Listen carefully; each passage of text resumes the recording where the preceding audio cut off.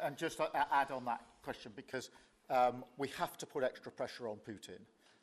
And it's only when the President has put pressure on Putin that he's actually shown any inclination to move. So we have to ramp that pressure up. I think it's important to have this conversation in the context of what's happened in recent weeks.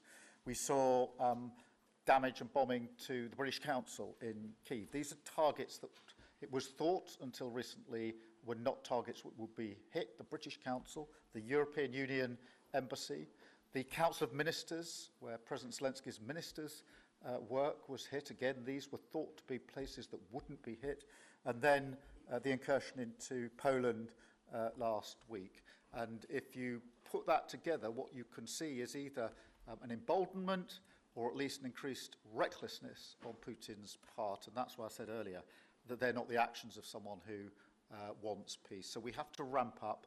And we discussed earlier today, we have built the coalition of the willing with British leadership and French leadership, stepping up with military planning in the seas, in the sky, on the ground, and ramping up what we do with the Ukrainians themselves. And of course, that, taken with an American guarantee, is now an example, I think, of the challenge of Europe stepping up to the plate, which it has done in the last few months, to show through what we and the French have done that we're prepared to take the lead in this and take the necessary measures. But that's a